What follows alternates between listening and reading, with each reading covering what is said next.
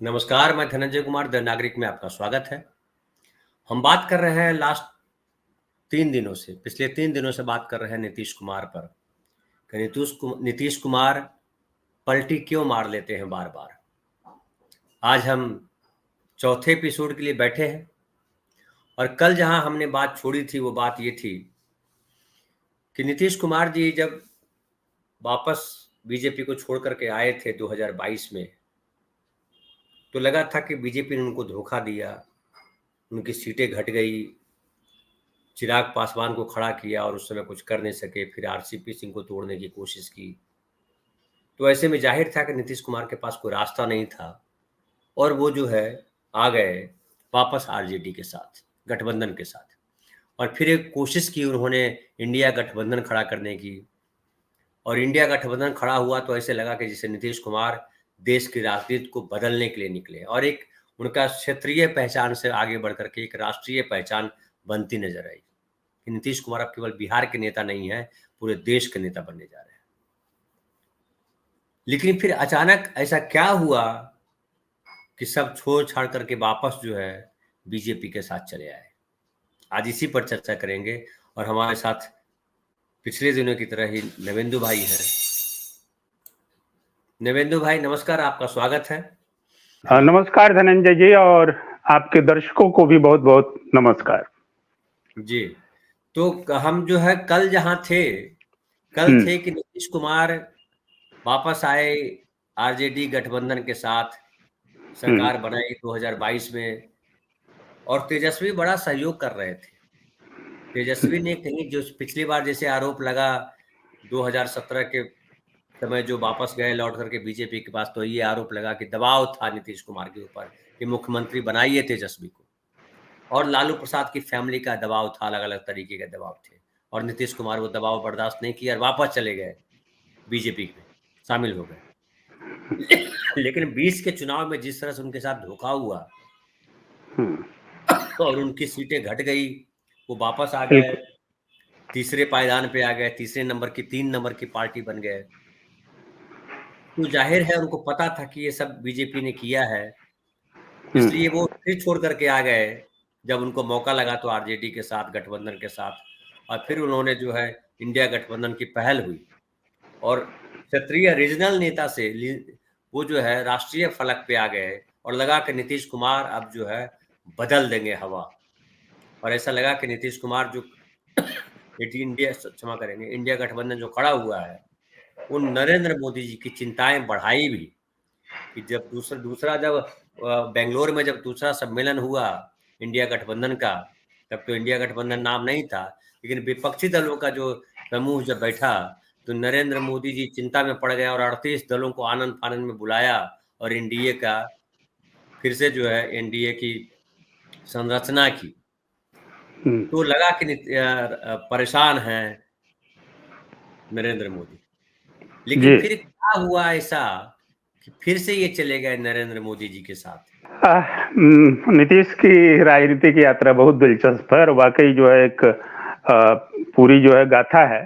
दोबारा जो ये फिर लौटे जब आरजेडी के साथ, तो आरजेडी के साथ लौटे तो क्यों लौटे? वो इसलिए कि इसके पहले 2020 में जिस तरीके से बिहार विधानसभा का चुनाव हुआ और जैसा कि मैंने बताया कि बीजेपी के साथ नीतीश कुमार चले तो रहे तो और आज भी हैं, हाँ, तो वो रहे भी, चले भी और आज भी हैं। लेकिन इस चलने रहने के दरमियान जो है एक बात जो है कि जो बीजेपी ये चाहती रही हमेशा, और वो पूरा उसकी दरअसल राजनीतिक सोच में शामिल है, जो हम लोग चर्चा भी कर चुके हैं कि वो पूरा एक राष्ट्रीय स्तर पर सोचती है, तो वो सोचती है कि सीधा एक आर पार टकराव हो या आर पार रहे, कोई बीच में न रहे। तो अपनी पूरी तरह से जगह बनाने के लिए बीजेपी ने जो है वो जाहिर तौर पर नीतीश को साथ लेकर चली और फिर नीतीश को ही एक तरह से उसने चाहा कि इनको अब बीच रास्ते से हटाया जाए, चूंकि बीजेपी को साफ दिख रहा था कि आरजेडी के 2015 के बाद आरजेडी जिस तरीके से गठबंधन बनाकर आई नीतीश कुमार के साथ, विधानसभा में, और उसके बाद वो उसने अपनी खोई ताकत को फिर से प्राप्त हासिल कर लिया। तो उसके बाद बीजेपी को ये लगने लगा सीधे तौर पर कि अब आगे की कोई भी लड़ाई जो है ना राजनीतिक, वो आरजेडी के साथ होनी है या होनी होगी बीजेपी को। तो ऐसे में नीतीश नाम के एक जो कहें तो ऑब्स्टेकल ही कहें कि वो सीधे लड़ाई में कहीं न कहीं नीतीश बाधक थे, इसलिए कि वो चले जाते थे, कभी आरजेडी में चले जाते थे, बीजेपी में। तो इस तौर पर ये जो आदत है नीतीश की, ये आदत बदलनी होगी, ऐसा कुछ ठान के जो है बीजेपी ने ऑपरेशन शुरू किया। और 2020 का विधानसभा चुनाव जो है, वो चुनाव नीतीश के लिए एक तरह से कहें कि उनकी जो अधोगति है राजनीति में, तो उसका आरंभ वहीं से होता है। तो उस चुनाव में बीजेपी ने एक डबल गेम खेला या फिर डबल क्रॉस किया, और वो उस तरीके से नीतीश कुमार को इसका नुकसान उठाना पड़ा। और ये इस तौर पर कि नीतीश का एक फलसफा तो बिल्कुल साफ था कि वो किसी दल के साथ रहेंगे तो उस दल में डाइल्यूट नहीं होंगे, बल्कि अपनी एक हैसियत बना के चलेंगे। तो उस आधार पर ये बीजेपी को हमेशा उन्होंने छोटे भाई की तरह ट्रीट किया। छोटे भाई यानी कि अनुज की तरह वो डिक्टेट भी करते रहे कि ये नहीं होगा, वो नहीं होगा, ये बात मानो, वो बात नहीं मानो। तो इस तर्ज पर बीजेपी को ये बात पसंद नहीं थी। तो फाइनली 2020 के चुनाव में गेम प्लान ये हुआ कि बीजेपी के साथ इन्होंने चुनाव तो लड़ा, लेकिन उस चुनाव में एक प्रयोग बीजेपी ने किया चिराग पासवान को लेकर के। और चिराग पासवान, एक तरह से कहें कि चिराग कार्ड खेला गया नीतीश के खिलाफ। ये नीतीश भी बोलते हैं, कबूलते हैं इस बात को, उनके दल के लोग भी बोलते हैं, और अब ये बातें जग जाहिर हो चुकी हैं, इसलिए इसमें बहुत मीमांसा की जरूरत नहीं है।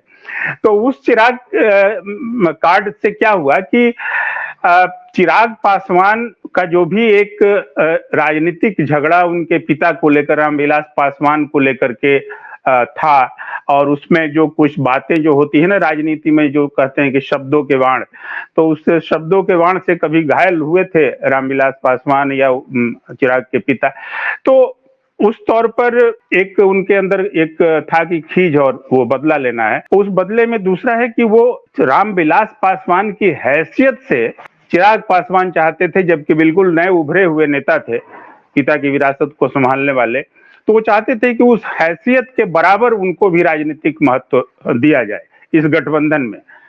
नीतीश को ये गवारा नहीं था, तो उस लिहाज से उन्होंने जो है इसको पसंद नहीं किया। जब चिराग को ये बातें पता चली या ये जो महसूस हुआ उनको, तो उन्होंने नीतीश के खिलाफ एक झंडा उठा लिया एक तरह से कहें तो। और 2020 का चुनाव इस तरह से हुआ कि चिराग पासवान ने जेडीयू को टारगेट कर लिया। उन एनडीए में होते हुए, एनडीए के सहयोगी दल थे चिराग पासवान भी, यानी एलजेपी, एनडीए के थे जेडीयू, एनडीए के बीजेपी। लेकिन चिराग पासवान ने उस चुनाव में आरजेडी को हराएंगे ये संकल्प नहीं रखा, बल्कि जेडीयू को हराएंगे।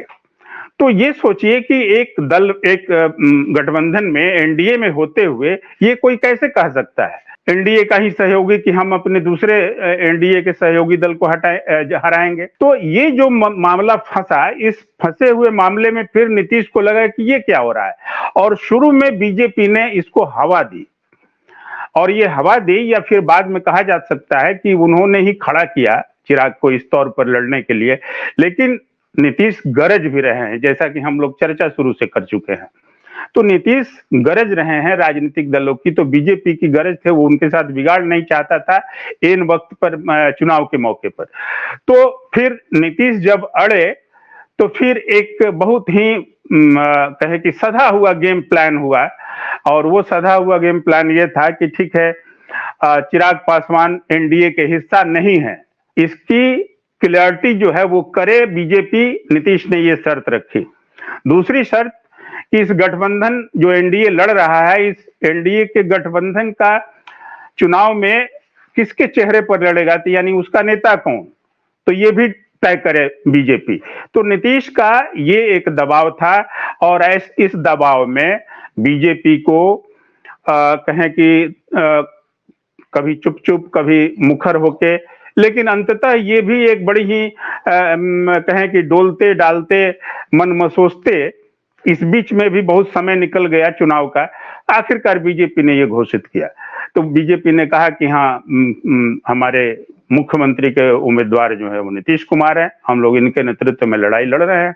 तो जाहिर तौर पर एक बात ये तय हो गई कि एक चुनाव के बाद फिर मुख्यमंत्री नीतीश कुमार ही बनेंगे एनडीए के, जो पहले एक आशंका थी ये सब गड़बड़ियां होने से। और दूसरी बात ये कि चिराग पासवान एनडीए के हिस्सा नहीं है, ये भी घोषणा करना पड़ा।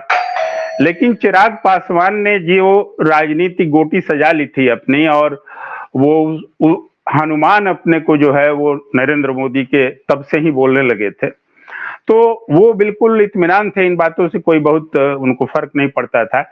और देखिए कैसे फर्क नहीं पड़ता था कि एक पार्टी के लिए, किसी भी एक ऐसी पार्टी के लिए, रामविलास पासवान भी एक दौर में पूरे बिहार की 243 सीटों पर चुनाव नहीं लड़ सके, तो चिराग पासवान उतना कहां से जुटाएंगे। तो उन्होंने एक रास्ता निकाला कि जेडीयू के उम्मीदवार जहां जहां खड़े होंगे उनके खिलाफ जो है एलजेपी का उम्मीदवार चुनाव लड़ेगा, उतारेंगे हम मैदान में। फिर भी उम्मीदवार उस हिसाब से चाहिए था, और लगभग मतलब आप कहें कि 100 का उम्मीदवार 100 तो उम्मीदवार चाहिए ही कम से कम।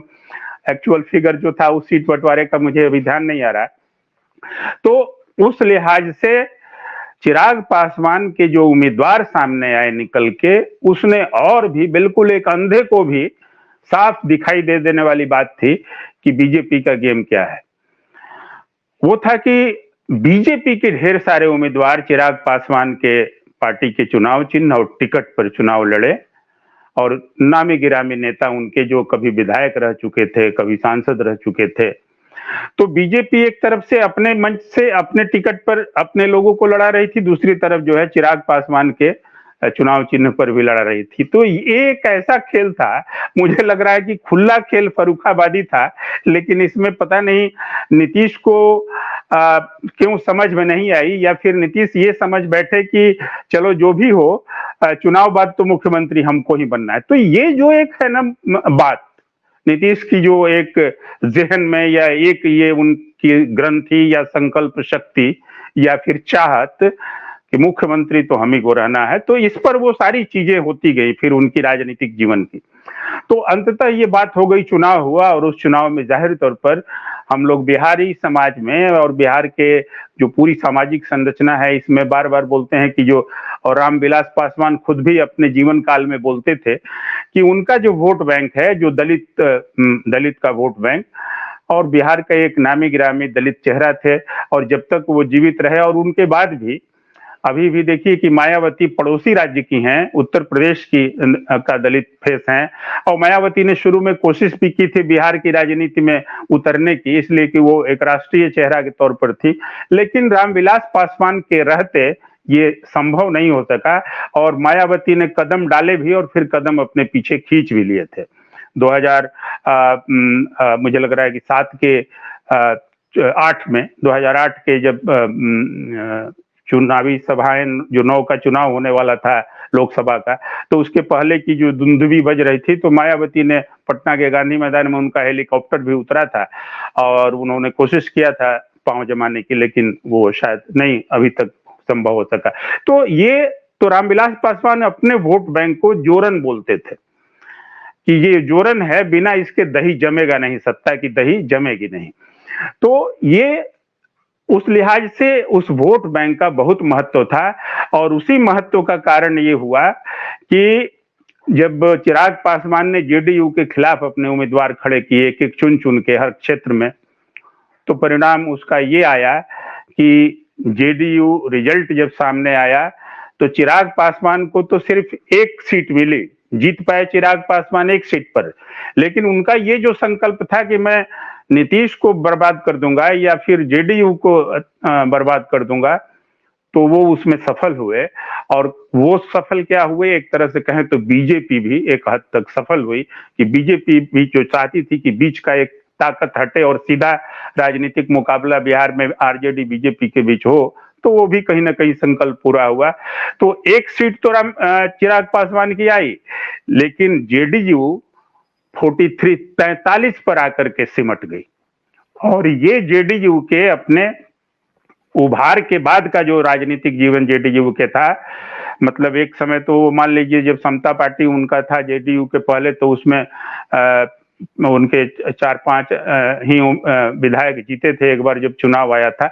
लेकिन जब उठान पर आया नीतीश कुमार का राजनीतिक जीवन और उनकी राजनीतिक पार्टी, तो उसके बाद ये पहली सबसे बड़ी हार थी।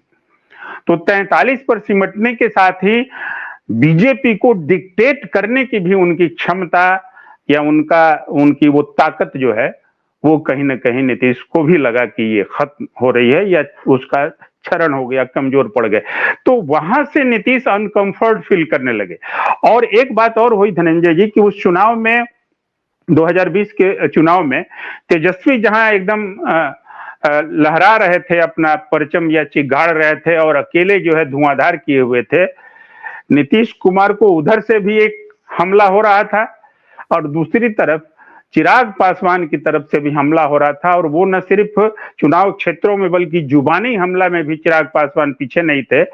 और नीतीश कुमार का उस समय कद इतना छोटा भी नहीं था सीटों को लेकर के भी और पूरी अपने राजनीतिक वैभव और व्यक्तित्व को लेकर के भी। लेकिन चिराग ये जब कहते थे कि नीतीश जेल जाएंगे चुनाव के बाद, नीतीश की सरकार जाने वाली है, नीतीश भ्रष्ट मुख्यमंत्री हैं, ये सारे शब्द जो नीतीश कुमार के व्यक्तित्व, उनकी छवि, उनका आभा मंडल, उसको लेकर के और कई सालों की सत्ता चलाने के बाद बिहार के लोगों ने इस तरह से कभी नहीं बोला। वो बातें जो है उस चुनाव मैदान में चिराग पासवान बोलते आए और ये सारे जो आयाम जुड़ते चले गए नीतीश के बारे में कि नीतीश एक भ्रष्ट मुख्यमंत्री हैं, उनके साथ निश्चय की जांच कराएंगे, सरकार बनेगी तो नीतीश कुमार जेल जाएंगे, ये सारी बातें काफी माने वायलेंट थी। और उस तरीके से नीतीश को इससे भी बहुत कहें कि उनका एक मान मर्दन जो हुआ। तो नीतीश कुमार के पूरे जो एक मानसिक बुनावट है धनंजय जी, वो बिहार के लोग जानते हैं इसको कि वो मान मर्दन को बर्दाश्त नहीं करते हैं और साथ ही साथ अपमान को वो लंबे समय तक याद रखते हैं। और इसीलिए वो और फिर याद रखते हैं तो उसको वो उधार भी नहीं रखते, वो देर सबेर जो है उसको वो चुकता करते हैं। तो इस मामले में नीतीश का स्वभाव और नरेंद्र मोदी का स्वभाव, ये दोनों बहुत राजनीतिक विश्लेषक कहते हैं कि बहुत मिलता जुलता है। तो उस तौर पर नीतीश को ये आहत कर गई चीजें। लेकिन चुनाव जीतने के बाद एनडीए ने फिर सरकार अपनी बनाई, मुख्यमंत्री बने और ये मुख्यमंत्री होते हुए लेकिन ये जो बातें हमने कही तो अनकंफर्टेबल पूरी तरीके से फील कर रहे थे नीतीश कुमार। और चिराग पासवान की पार्टी में लड़े हुए जितने बीजेपी के नेता थे वो सारे लोग उस समय पार्टी से निकाले गए, ये नीतीश का ही दबाव था, इसलिए कि गठबंधन एनडीए नहीं था वो, और एनडीए के मंच से वो चुनाव नहीं लड़ रहे थे, तो बागी उम्मीदवार थे बीजेपी के। तो उनको नीतीश को कन्विंस करने के लिए उनको पार्टी से नहीं हटाया गया, रामेश्वर चौरसिया हो तो, राजेंद्र प्रसाद सिंह हो तो, और कई सारे, और राजेंद्र प्रसाद सिंह तो बजाबते आरएसएस के एकदम संगठन मंत्री रह चुके हैं, नोखा के जो है। तो इस तौर पर समझ लीजिए कि बाद में उन सारे लोगों को बीजेपी ने वापस ले लिया। तो ये एक ऐसी चिराग पासवान तो खुला खेल फर्रुखाबादी थे, लेकिन बीजेपी ने जो खेला नीतीश के साथ, तो वो पता नहीं नीतीश ये वो तो खेल ऐसा था कि माने किसी को आप 2 झापड़ दे रहे हैं किसी व्यक्ति को या बच्चे को, और उसको कह रहे हैं कि हंसो हंसो हंसो, फिर 2 झापड़ दे रहे हैं, कहो कि हंसो। तो इस तरह की पॉलिटिक्स कुछ नीतीश के साथ हुई और उसने जो है नीतीश को तोड़ा। और मुझे लग रहा है कि जो 2022 में जब नीतीश काफी छटपटाहट में थे तो उस समय फिर एक ऑपरेशन शुरू हुआ बीजेपी का। बीजेपी ने तो लाख वो सफाई देती रही कि नहीं नहीं ठीक है सब अच्छा चल रहा है गठबंधन में, लेकिन नीतीश कुमार का ये आरोप है, लल्लन सिंह का ये आरोप है और पूरे जेडीयू का कि एक तरह से तोड़ने की कोशिश उनके दल को की गई। ये दल देखिए 43 पर जैसे ही आया तो इसको तोड़ना भी बहुत आसान हो गया। चाहे वो दल बदल कानून की परिधि से बाहर जाकर तोड़ने की बात हो, तो उस तौर पर मैंने ये एक नाजुक स्थिति नीतीश की हो गई थी इन कम सीटों पर जीतने के कारण। तो वैसे और में उसके अलावा ये भी हो गया था कि जिस तरह से महाराष्ट्र में शिवसेना को हाँ तोड़ा गया था, तो बिल्कुल खतरा और बढ़ गया था कि वह बिहार, अगला शिकार बिहार।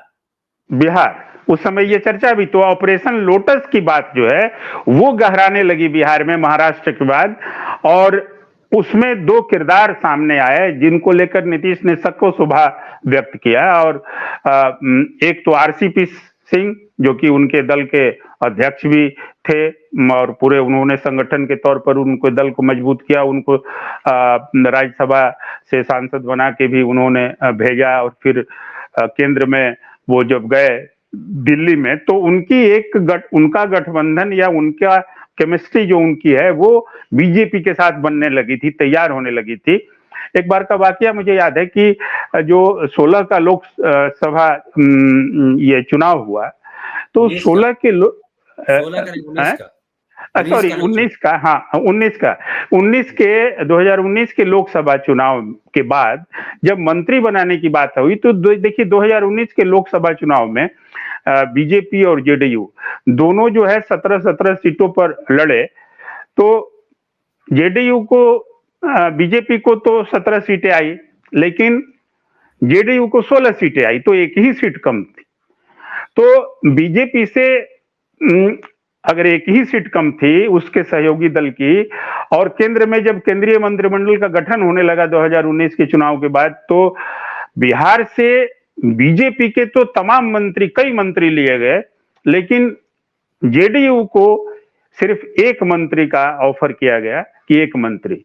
उस समय भी मैंने लिखा था कि क्यों भाई, हम और तुम दोनों दोस्त ही हैं और एक ही परिवार के दो भाई हैं, हम 16 जीते, तुम 17 जीते, एक ही तो कम जीते, तो तुम्हारे 17 के बदले में 5 मंत्री और हमारे जो है एक, ये कौन सा राजनीतिक इंसाफ है।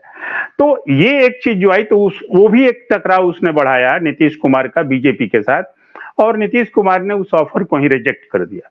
उन्होंने कहा कि कोई मंत्री नहीं चाहिए हमको, कोई मंत्री हमें नहीं बनना है। लेकिन आरसीपी की जो एक कवायद चल रही थी और जो केमिस्ट्री चल रही थी, उस केमिस्ट्री के हिसाब से खबर ये आने लगी थी जेडीयू के कतारों में और फिर नीतीश कुमार तक कि आरसीपी की चाहत है कि उस मंत्रिमंडल में शामिल हुआ जाए जो मोदी का अभी जो मंत्रिमंडल चल रहा है मोदी सरकार का। तो उसमें आरसीपी की खास चाहत थी। और इधर लल्लन सिंह थे, लल्लन सिंह भी नीतीश के बहुत खासम खास, और वो आप समझ लीजिए कि बाद में वो राष्ट्रीय अध्यक्ष तक बन गए थे। तो ये सिलसिला आरसीपी के हटने के बाद जब लल्लन सिंह राष्ट्रीय अध्यक्ष बने, तो समझ लीजिए कि यहां से अब ये हुआ कि आरसीपी ने बहुत खुला खेल शुरू कर दिया, उस तरीके से जो आरोप लगाता है जेडीयू। और फिर वो ऑपरेशन लोटस के एक बहुत बड़े एक माने वो टूल थे आरसीपी, हाँ टूल बने, और उन्होंने जो है वो कहा गया कि पार्टी तोड़ना चाहते हैं। तो इसलिए जब राज्यसभा की मियाद उनकी पूरी हो रही थी आरसीपी की, तो नीतीश कुमार ने बिल्कुल मौन धारण कर लिया और फाइनली उनको राज्यसभा का उम्मीदवार नहीं बनाया गया, दोबारा टिकट नहीं मिला उनको। तो फिर आखिर तौर पर वो बागी होकर के और विरोध करके नीतीश का आरसीपी बाहर हो गए उस पार्टी से, और फिर कमान जो है वो लल्लन सिंह ने थामी। तो अब ये एक स्थिति, फिर उपेंद्र कुशवाहा का भी एक फैक्टर आया, जिस उपेंद्र कुशवाहा को वो नीतीश कुमार के साथ वो उनका चलता है कि वही है ना कि लव कुश वाला समीकरण है। तो उस लव कुश वाले में वो बार बार नीतीश कहते हैं कि ये बार बार जाता है कुशवाहा के बारे में और फिर बार बार आता है। तो उनका ये आना जाना नीतीश कुमार के साथ वो तुम्ही से मोहब्बत तुम्ही से लड़ाई चलता रहता है। तो उसमें फिर कुशवाहा का नाम भी इस तौर पर आया कि आरसीपी का जो मोहरा था वो पिटने के बाद ऑपरेशन लोटस फिर कुशवाहा के जरिए भी खेलने की कोशिश बीजेपी ने की, लेकिन शायद वो उतने मजबूत किरदार नहीं बन सके। तो फिर फाइनली लेकिन कुशवाहा को भी पार्टी से हटना पड़ा, हटा दिया नीतीश कुमार ने। तो ये सारी स्थितियां चल रही थी। इन स्थितियों में नीतीश या फिर जेडीयू और नीतीश तो वही जो चाणक्य हैं, मगध के चाणक्य। तो उस मगध के चाणक्य को यह बात समझ में आई कि सिर्फ 2020 का जो विधानसभा चुनाव था, वह उस चुनाव में ही बीजेपी ने नहीं कुछ गेम प्लान किया, बल्कि निरंतर अनवरत जो है बीजेपी का गेम प्लान उनके विरुद्ध जो है वह जारी है। ऐसे में फिर फाइनली संख्या बल का जो सवाल उठा और उसमें आरसीपी का जो एक कुनबा आरसीपी ने जेडीयू के बीच जो है अपने समर्थक विधायकों का, सांसदों का एक बना लिया, तो जाहिर तौर पर पार्टी टूट ही जाती। एक स्थिति ऐसी आ गई जो हम लोग तक भी ये खबर आई थी। और उसके बाद तब रातों रात कहिए कि जब इनको ये लगा कि ये बचने का एक ही उपाय है कि बीजेपी को छोड़ना पड़ेगा, लेकिन आरजेडी के साथ तो उनके रिश्ते बोलचाल में तो बहुत खराब थे। लेकिन वो होता है ना, मैंने कहा आपको कि नीतीश इंजीनियरिंग जो उन्होंने की है अपने लीडरशिप को बनाने के लिए, अपनी राजनीति को साधने के लिए, तो नीतीश इस मामले में वो होता है ना कि वो वैज्ञानिक प्रयोग की, वैज्ञानिक जो है वो एक साहस के साथ प्रयोग करता है। तो उस साहस में फिर उनके अंदर ये साहस आया और साहस आने के बाद बस एक रात की बात है, वो नीतीश कुमार बस सीधे आमने सामने जो है दोनों का सरकारी आवास है लालू प्रसाद का 10 सर्कुलर रोड, और फिर इनका एक अणे मार्ग नीतीश कुमार का। तो एक अणे मार्ग का जो पिछला दरवाजा है वो 10 सर्कुलर रोड के अपोजिट सामने खुलता है। तो फिर नीतीश कुमार चल दिए और इसके पहले उन्होंने जो भी है विचार विमर्श जो लल्लन सिंह से किया, और लल्लन सिंह इस मामले में एक सहायक भूमिका अदा किया उन्होंने। विजेंद्र यादव जो नीतीश कुमार के बहुत विश्वस्त और पुराने सीनियर मेंबर हैं, कैबिनेट के रहे हैं, हर कैबिनेट में रहते हैं।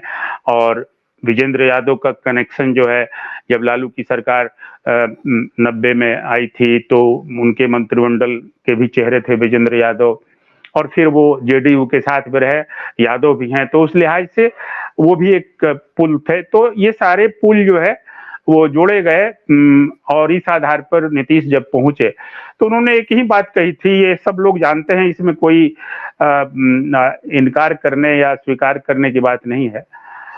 नीतीश ने जाहिर तौर पर क्या कहा होगा, नीतीश ने यही कहा कि मेरी पार्टी को बीजेपी तोड़ देना चाहती, मैंने खत्म कर देना चाह रही है, तोड़ रही है और हर स्तर पर, और मैं उसको बहुत बचाने के प्रयास में बहुत परेशान हूं। तो एक देखिए, ये जो सोशलिस्ट स्कूल है जिसका चर्चा हम लोगों ने पहले के एपिसोड में किया था, तो ये सोशलिस्ट स्कूल और एक ही जगह से दोनों का उद्भव नीतीश और लालू प्रसाद का, तो वो तो कहीं ना कहीं आता है ना कि सामाजिक न्याय की धारा के हैं, तो अंत में कहाँ जाएंगे, तो जाके भाई के पास ही रोएंगे। तो उस लिहाज से, और लालू प्रसाद तो बैठे थे, लालू प्रसाद को 20 में तेजस्वी यादव ने जिस तरीके से मेहनत किया उस चुनाव में और जीत करके उन्होंने जो है, वो सोचिए कि बिहार की सबसे बड़ी पार्टी आज वो बन गए हैं, उस समय भी वो बड़ी ही पार्टी थे जब उन्होंने, मुझे लग रहा है कि 74 सीटें या इस तरीके से लाए थे वो। तो ये उनकी ताकत थी, लेकिन वो सिर्फ 12,000 वोटों से, टोटल वोट का 12,000 वोट, 11,456 या इस तरीके से वोट था टोटल, एनडीए और महागठबंधन के बीच का फर्क। तो इतने वोटों से वो हार गए, तो सरकार बनाते बनाते एक तरह से रह गए, तो वो भी एक मलाल था कहीं ना कहीं। लेकिन तेजस्वी उस समय ही एक मुखर नेता बन चुके थे, और तेजस्वी जिस धारदार ढंग से नीतीश पर आक्रमण कर रहे थे और उनकी राजनीति एक तरह से कहिए कि चमक रही थी, और एक नीतीश विरोधी और एनडीए विरोधी जो एक वोटरों का मन है, मतदाताओं का मन, उसके नेता वो तभी बन रहे थे। लेकिन तो उनके लिए मुश्किल था कि ये छोड़ कर आए तो उनको कहीं डेंट तो नहीं लगेगा। वो जिस तरीके से एग्रेसिव एक पॉलिटिक्स कर रहे हैं विपक्ष के होने के नाते, तो सट जाने पर फिर, और नीतीश छवि अपनी 2-3 बार खराब कर चुके थे ये पलटमारी करके। तो फिर भी लेकिन लालू प्रसाद का ये दबाव था कि नहीं, अब वो आया है तो वो होना चाहिए। तो जैसा कि तेजस्वी ये बोलते भी हैं कि इस गठबंधन को किसने तय किया 2022 के इस गठबंधन को, तो वो दो नेताओं ने, लालू प्रसाद थे हमारे गार्जियन है, नीतीश कुमार है वो गार्जियन है, तो दो अभिभावकों ने ये तय किया।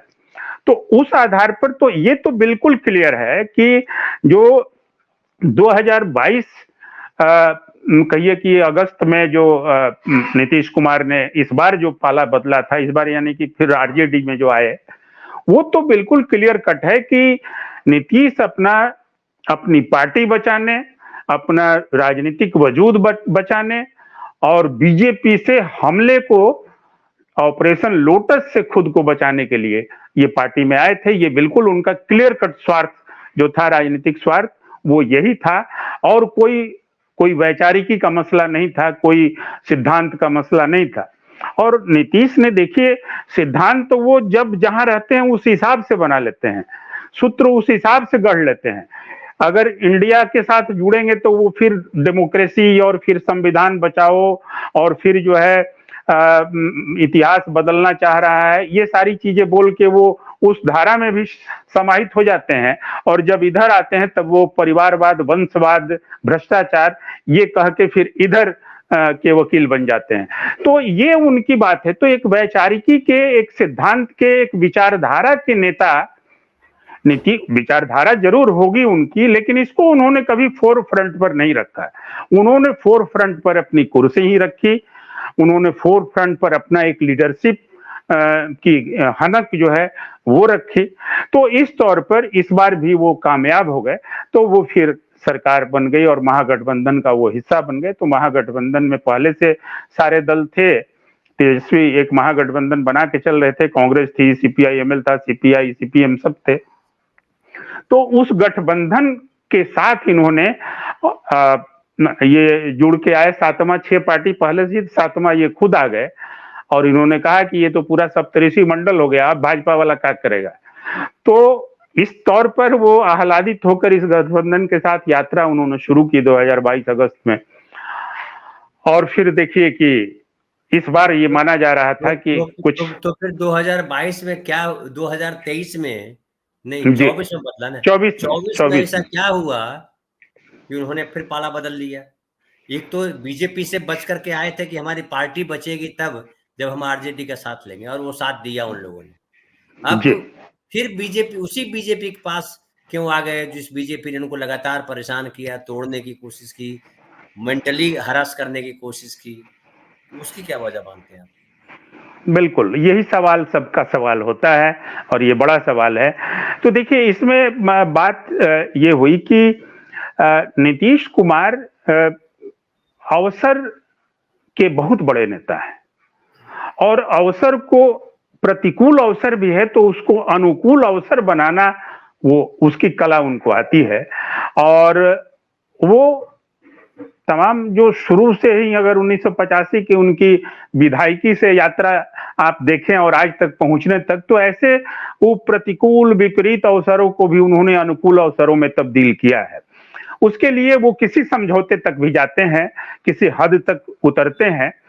तो ये इस बार के गठबंधन का जो मूल स्वर था, जो मैंने इसको पहले भी समझा था, एनालाइज किया था, और लोग भी एनालाइज कर रहे थे, अन्य लोग भी, कि नीतीश ये जो यहाँ आए हैं तो वो अपनी स्थिति को ठीक करने के लिए आए हैं।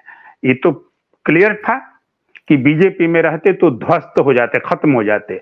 और नीतीश की देखिए एक सबसे बड़ी खराबी क्या रही उस लिहाज से, एक राजनीतिक संगठक के तौर पर अगर हम लोग कहें तो एक राजनीतिक संगठक के तौर पर ये खराबी ये रही कि उनके दल में कई चेहरे रहे, बड़े बड़े चेहरे, नामचीन चेहरे, एक आंदोलन के गर्भ से निकल कर आए चेहरे, जनता के सरोकारों से निकल कर आए चेहरे। लेकिन नीतीश के दल में उन्होंने और अपने लीडरशिप का कोई एक विकल्प नहीं खड़ा किया या विकल्प खड़ा नहीं होने दिया। सेकेंड टायर ऑफ लीडरशिप जिसको बोलते हैं, तो वो जेडीयू में नहीं डेवलप हो सका। और नीतीश चूंकि वंशवाद के विरोधी हैं और परिवारवाद और वंशवाद उनके राजनीतिक एजेंडे में शामिल रहा है, तो जाहिर तौर पर अपने परिवार को वो प्रमोट उन्होंने किया नहीं। और उनके बेटे का एक सवाल है तो उन्होंने बाद में तो कहा भी कि हमारा तो बेटा है, वो राजनीति में नहीं है, वो नहीं आएगा राजनीति में। तो उनके तो बेटे को भी अलग रखा। वैसे वो उसकी कभी रुचि भी नहीं जगी उनके बेटे की कि वो राजनीति में आए। तो इस तौर पर तो एक तो विरासत वाला जो पारिवारिक तौर पर भी एक विकल्प नहीं खड़ा हो सका, या फिर कोई दूसरी कतार जो है वो लीडरशिप की नहीं खड़ी हो सकी। और नीतीश ने अपने पार्टी के नेताओं में से भी किसी को ऐसा एक नहीं चुना। दाव तो उन्होंने कई लोगों पर लगाए, लेकिन उन्होंने ही चयन भी किया और वही उन्होंने ही जो है उस प्रतिमान को गिराया भी, नीतीश ने ही। तो एक समय याद होगा प्रशांत किशोर जो आज स्वराज आंदोलन चला रहे हैं, तो जन स्वराज, तो नीतीश कुमार ने प्रशांत ने जब 2015 में महागठबंधन की जब सरकार नीतीश लालू की दोस्ती कराई और फिर से नीतीश कुमार बिहार में बाहर है, नीतीश कुमार है जैसा स्लोगन सामने आया, तो उस प्रशांत किशोर से उसके बाद एक नजदीकियां बढ़ी नीतीश कुमार की। और नीतीश कुमार ने फाइनली एक वक्त तो ऐसा आया कि उन्होंने घोषणा की प्रशांत ने कि वो अब राजनीतिक पार्टी के तौर पर जेडीयू के साथ काम करेंगे, और उन्होंने काम कर भी लिया। प्रशांत किशोर को एक सम्मान के साथ एक अणे मार्ग में भी एक उनका कार्यालय खुल गया, यानी मुख्यमंत्री के बिल्कुल एक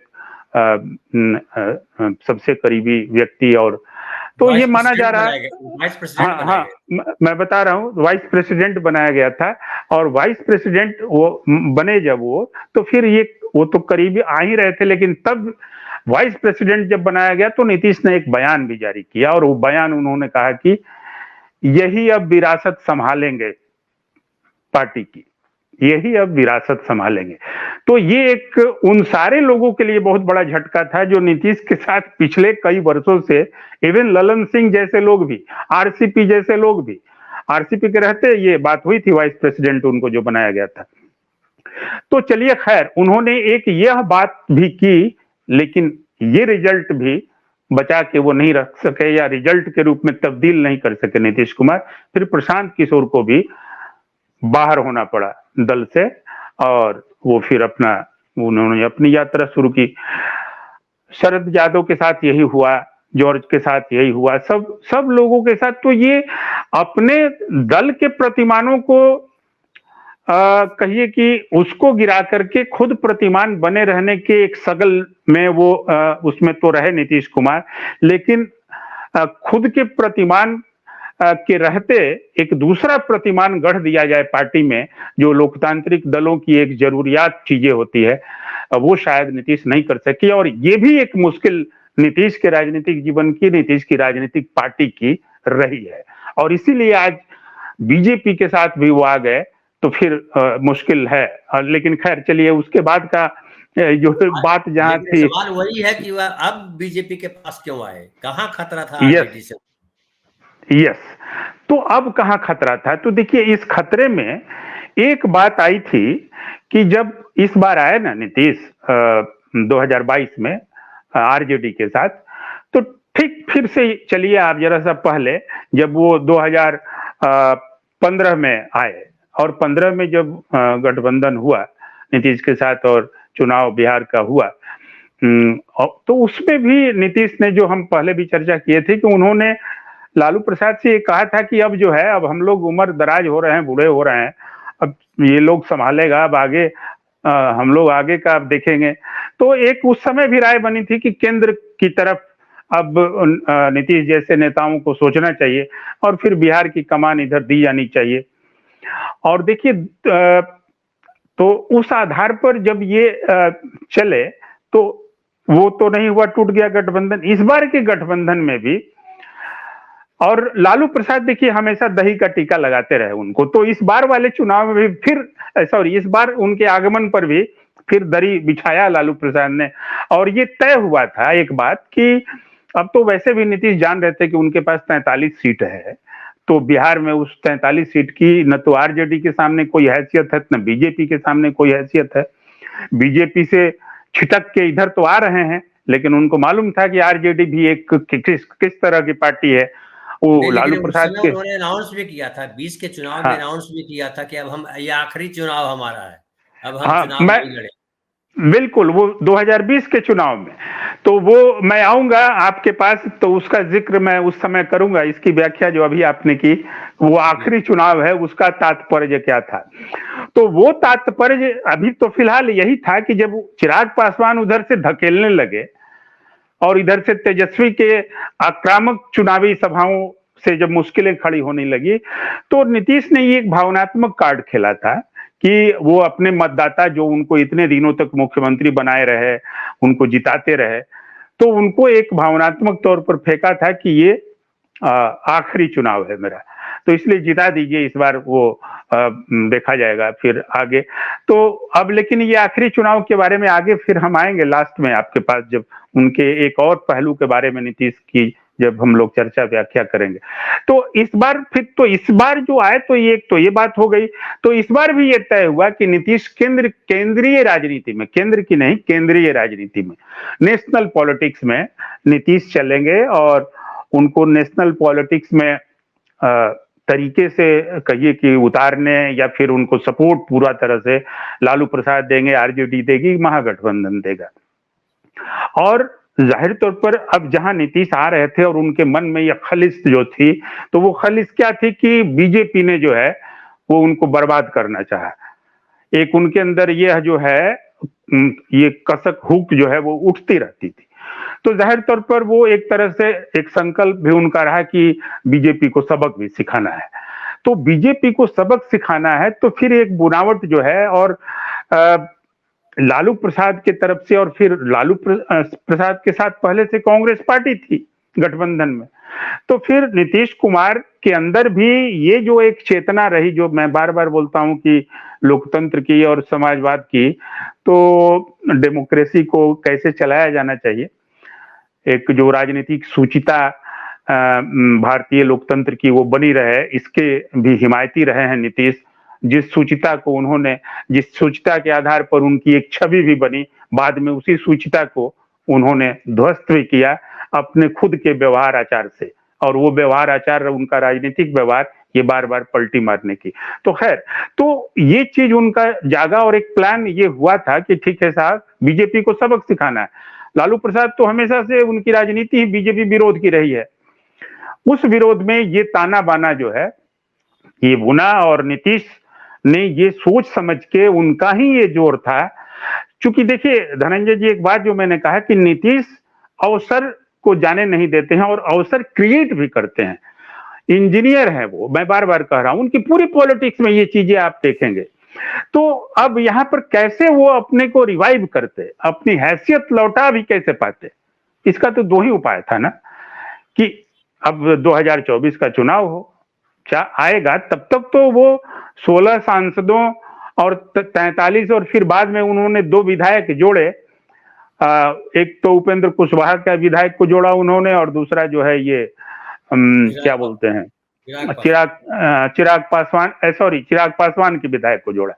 तो उस तरीके से ये जो 45 हुए, तो अब ये 45 तो रहना ही था।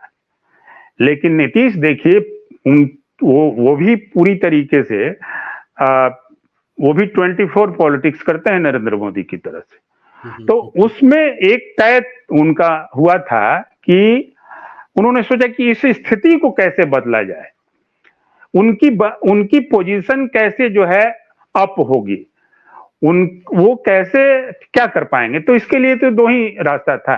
एक रास्ता ये था कि साहब कोई मिड टर्म पोल हो जाए, मध्यावधि चुनाव हो जाए। तो वो तो होने से रहा, चूंकि अभी तो 20 में चुनाव हुआ था, 21, 22, अभी 1-2 साल हुए थे, और उनके मन में ये डर भी था कहीं ना कहीं कि तेजस्वी उस समय जिस एग्रेशन में थे तो कहीं बाजी पलट न जाए। तो अपनी सीटें बढ़ाना, यानी अपनी राजनीतिक ताकत बढ़ाना, ये असल एक गोल था नीतीश के दिमाग में। और उनके दिमाग में ये भी कहीं ना कहीं बात थी कि अगर मेरी राजनीतिक स्थिति आज मजबूत होती तो फिर बीजेपी भी मेरे साथ ऐसा नहीं करती, और फिर वो बीजेपी को जैसे हाँकते थे अपने शर्तों पर, अपने तौर तरीके से, अपनी नीतियों पर, जो मैंने कहा था कि वो सांप्रदायिकता और धर्म की राजनीति की गोद में बैठ के भी उन्होंने एक सेकुलर पॉलिटिक्स की और बीजेपी को भी उस तरीके से चलाया नचाया। तो ये नीतीश इसमें माहिर है, लेकिन तो इसलिए उनको था कि अपनी स्थिति तो बदलनी होगी। तो इसी स्थिति बदलने का देखिए दो उपाय थे जो मैं जहां तक एनालाइज कर पाता हूं, और जो बातें एनालाइज कैसे कोई पत्रकार करता है, जो चीजें हवा में आती हैं और फिर अंदर खाने में जो संकेत मिलते हैं उसी आधार पर। तो ये बात हुई थी कि नीतीश का ही ये डिजाइन था, नीतीश ने ये डिजाइन किया। एक तो ये है कि नरेंद्र मोदी और नीतीश कुमार ये इधर हालिया राजनीति के दो चेहरे ऐसे हैं जो दोनों के प्रदेश अलग अलग हैं। वो गुजरात है, वो नर्मदा का किनारा है, ये गंगा का किनारा है, ये बिहार है। लेकिन ये दो नदियों के दो पार्ट जो है, दोनों पर खड़े दो नेता हैं, लेकिन कहीं ना कहीं ये एक जगह आ करके टकराते हैं। इनके बीच एक होड़ भी है, और वो होड़ जो आप जानते हैं कि शुरू से वो कायम है। जब नरेंद्र मोदी को बीजेपी ने सामने लाया नेता के रूप में, और जब उनको चुनाव अभियान समिति का 2014 में जब संयोजक के अध्यक्ष बनाया गया, हुआ कि इन्हीं के नेतृत्व में चुनाव लड़ा जाएगा, कैंपेनिंग भी होगी। और नीतीश उस समय से उनके विरोध का झंडा उन्होंने थामा, और उनको वो पसंद नहीं करते थे, इसलिए कि बीजेपी कैंप में रहते हुए नीतीश कुमार ने इस बात को भांप लिया था। देखिए बीजेपी कैंप में अटल आडवाणी के बीजेपी में, और जेटली जैसे एक चाणक्य वहां भी थे, तो जेटली से बहुत अच्छी केमिस्ट्री थी नीतीश कुमार की। तो वहां रहते हुए एनडीए में नीतीश कुमार यह समझ गए थे कि उनकी कदरदानी बहुत है यहाँ, उनको जेडीयू के होते हुए भी उनको बीजेपी के ये सारे लीडरान बहुत मानते हैं, बहुत प्यार करते हैं, बहुत इज्जत करते हैं, और उनकी बातें सुनी जाती है। जाहिर तौर पर मुख्यमंत्री बनने में भी जेटली की बड़ी भूमिका थी, अटल जी की बड़ी भूमिका थी, और उनको ये लग रहा था कि अगर यहाँ पार्टी अपनी बना कर रहते हुए भी बीजेपी में अपना कद हम अगर बड़ा रखेंगे तो ये नेशनल पार्टी है, तो कल गए कोई बहुत बड़ा प्ले भी हो सकता है, और वो खेल सकते हैं राष्ट्रीय स्तर पर भी, बड़े ओहदे तक भी।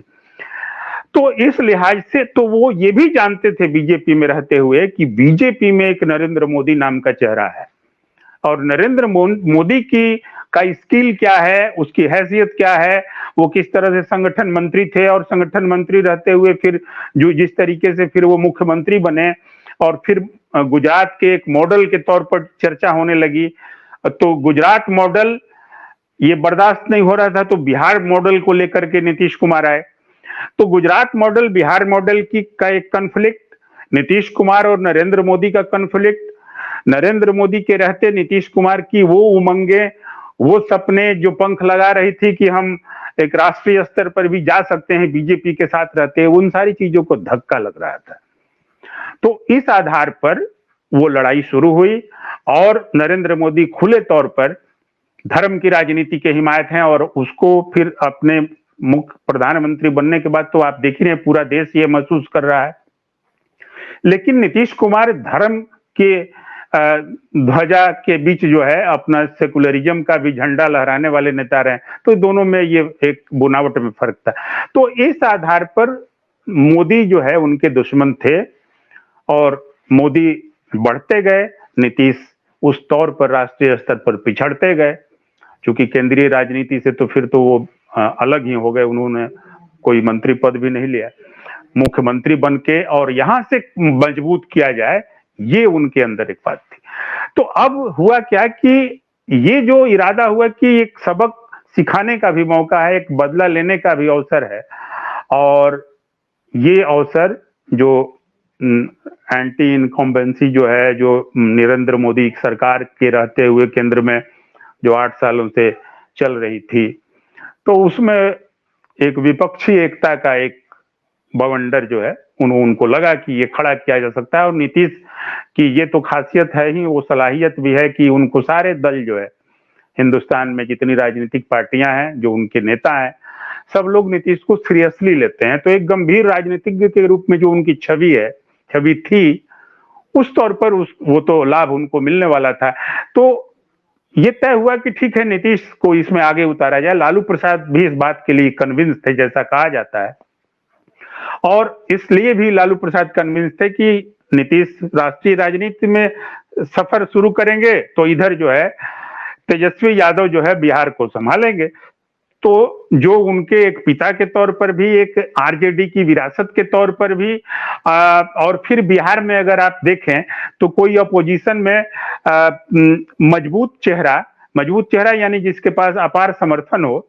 चेहरा तो वैसे चिराग पासवान भी हैं, विकल्प के तौर पे उनको भी युवा देख रहा है, आगे के भविष्य वो भी बिहार के हो सकते हैं और उस दिशा में चल रहे हैं चिराग पासवान, लेकिन उसमें सबसे मजबूत चेहरा तेजस्वी का है।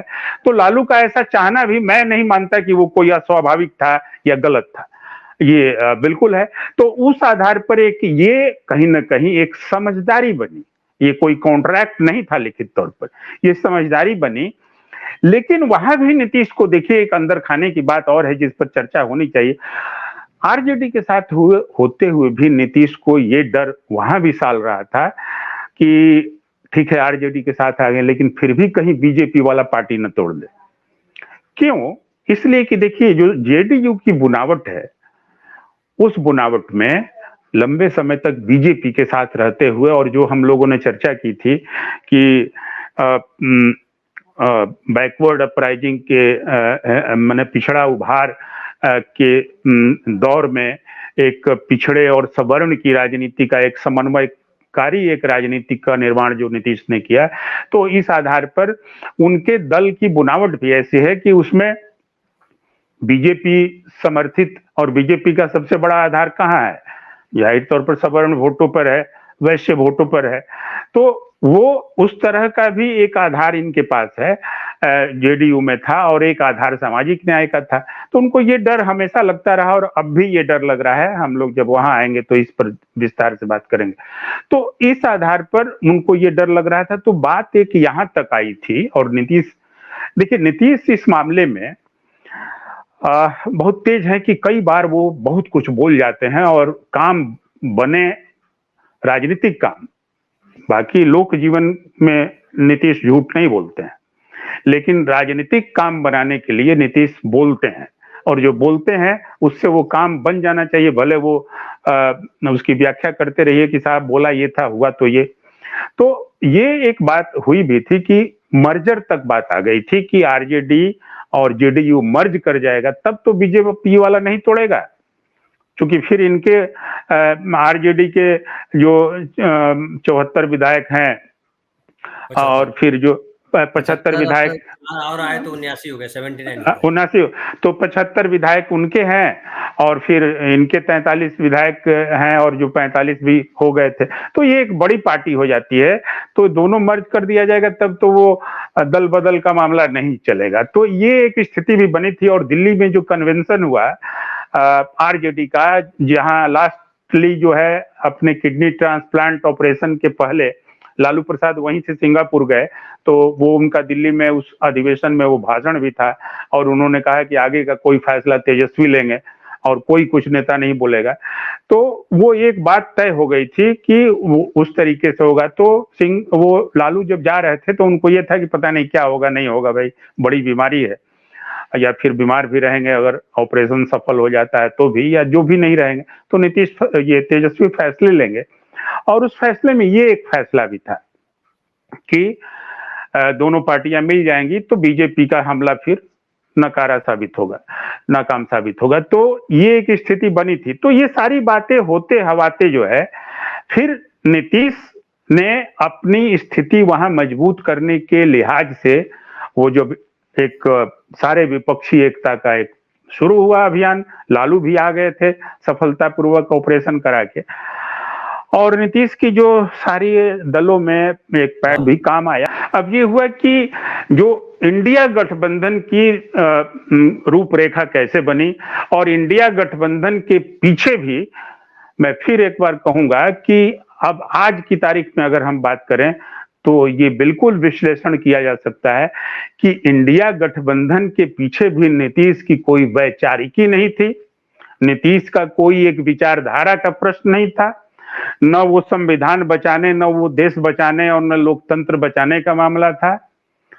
वो मामला सीधे तौर पर इन बड़े बड़े राजनीतिक मुहावरों और बड़े बड़े राजनीतिक एजेंडा के बीच ये था कि कैसे एक राष्ट्रीय स्तर पर अपनी छवि को मजबूत किया जाए, कैसे उनका दल जो कमजोर है वो मुख्य धारा का एक दल बन जाए, और कैसे जो जिस नरेंद्र मोदी के साथ उनकी पुरानी प्रतियोगिता थी, जो पुरानी लड़ाई थी, उस लड़ाई को कैसे एक नई धार दी जा सके।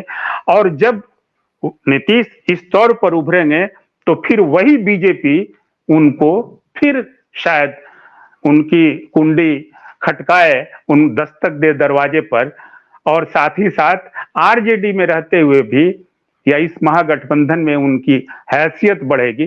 तो एक पूरी तरह से राजनीतिक हैसियत उनकी जो बढ़ेगी तो फिर नीतीश की एक नई पारी की शुरुआत होगी। अगले एपिसोड में डिस्कस करेंगे कि जहां मर्डर की बात थी, पार्टी टूटने से बचाने की बात थी, अपने अस्तित्व को बचाने की बात थी, और खास साथ साथ अपने आप को नेशनल पॉलिटिक्स में खड़ा करने की बात थी, उसके बाद नीतीश अचानक कैसे फिसले, इस पर हम बात करेंगे अगले एपिसोड में। तो बहुत बहुत धन्यवाद भाई साहब, आप आए और आपने इतनी डिटेल बात की है, आगे भी करेंगे। बहुत बहुत शुक्रिया। और हमारे साथ जो दर्शक हुए आप लोगों का भी बहुत बहुत धन्यवाद। ये एपिसोड कैसा लगा आप जरूर बतलाएं, और अच्छा लगता है तो आप अपने मित्रों के साथ शेयर करें, टिप्पणियां भी करें, ताकि हमें जो है कुछ और बेहतर करने का अवसर मिले। बहुत बहुत धन्यवाद।